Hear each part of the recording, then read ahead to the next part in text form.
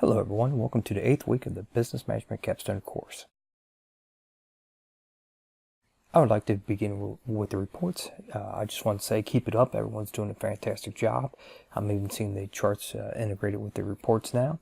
So continue to challenge yourself with reports and keep up the great work. Also, I want to point out again, as I have in the past, the key financial ratios that are posted within the Module 8. So if you're having any trouble figuring out the calculations, make sure you review this information.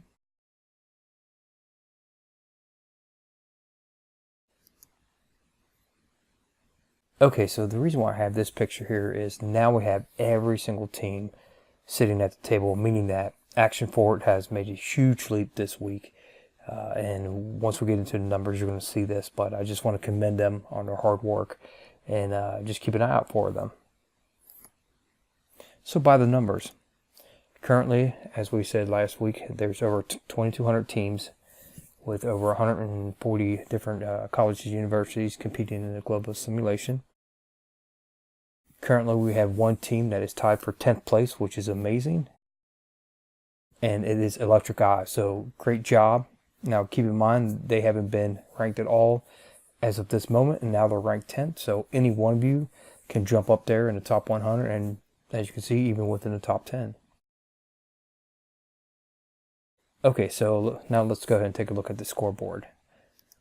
First thing I would like to highlight is Action Forward. Again, great job.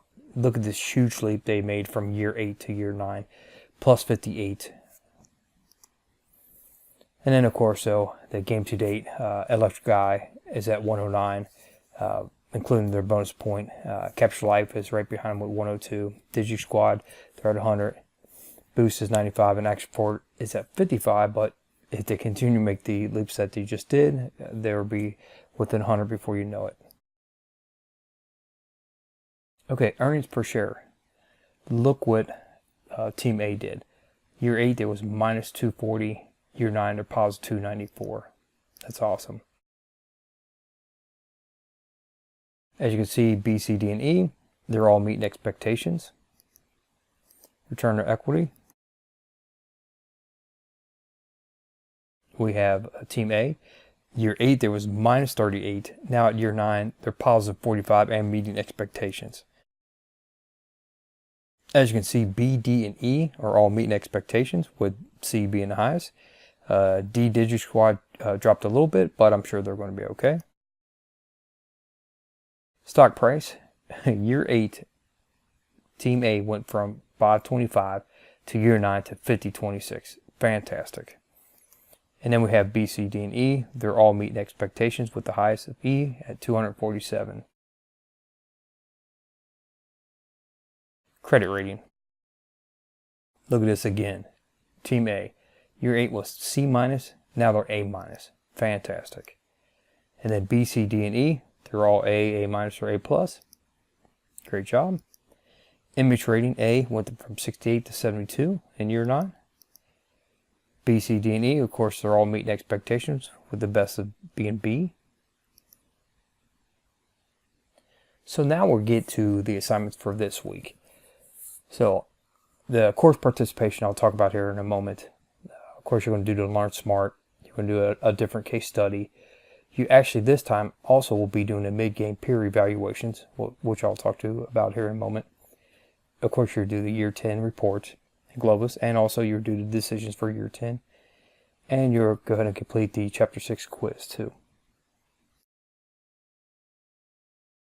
So mid-game peer evaluations, they're within Globus under assignments. Just listed as peer evaluations. You're going to actually evaluate each one of your co-managers. This information will not be shared, so you go ahead and answer honestly. I'll just be using that information to ensure that everyone's participating. And if I notice any red flags, then I'll address them as necessary. So this brings us to today.